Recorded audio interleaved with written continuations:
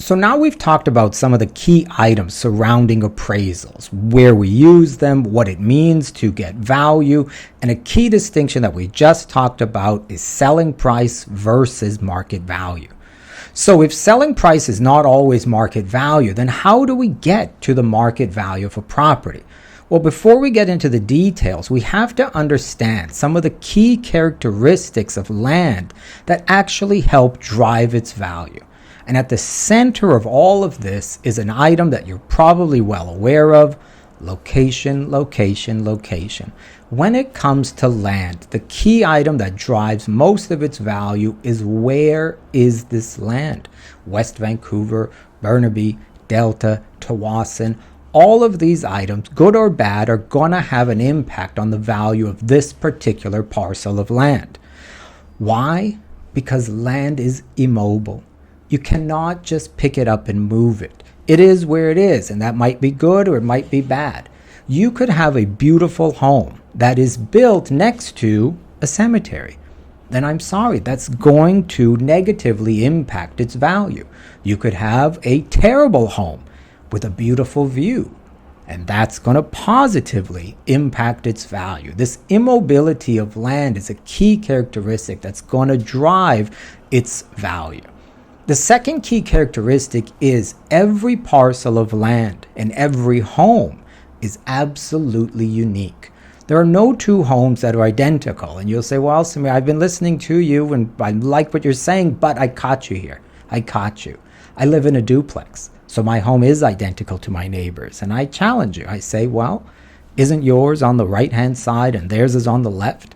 Doesn't that put your kitchen on the left and theirs on the right, or vice versa, which impacts where and how you get light in your home?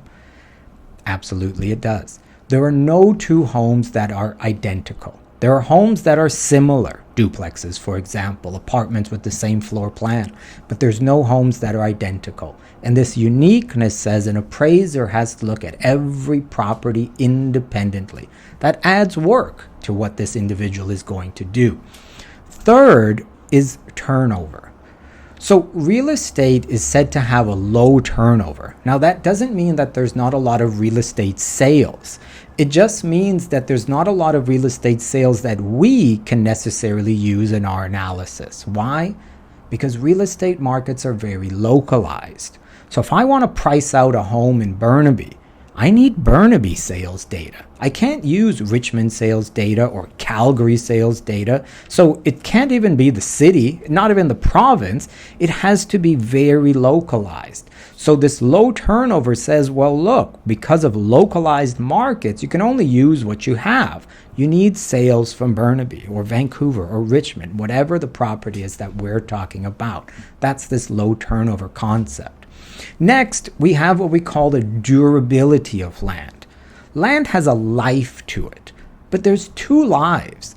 There's what we call a useful life, and there's what we call an economic life. The useful life of a property says you can use it. It provides a structure where you can stay, a dwelling. Now, you've probably seen or heard the expression tear down homes. Yeah. There's a lot of homes that if an individual was going to buy it, they would tear that home down and redevelop to a new home or a townhouse or something different. But there's probably a family living in that home right now.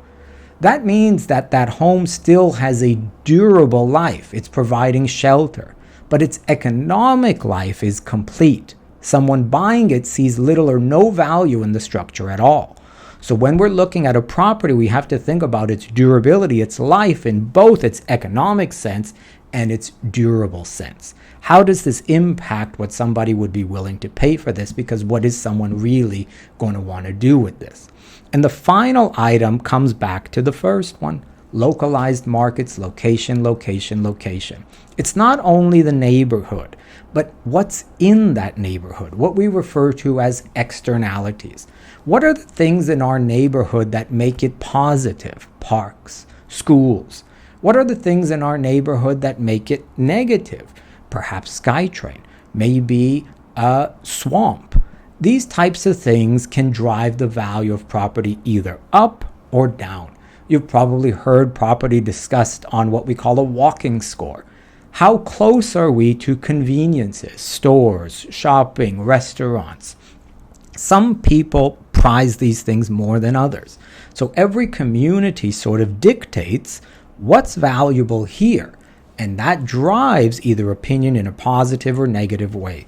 So these key characteristics of land, its location, the immobility of land, the uniqueness of land, the low turnover and the localized nature of real estate markets, the reliance on externalities for their impact in the market, and the durability of land are all going to impact its value. These are what we call the characteristics or the key characteristics of land.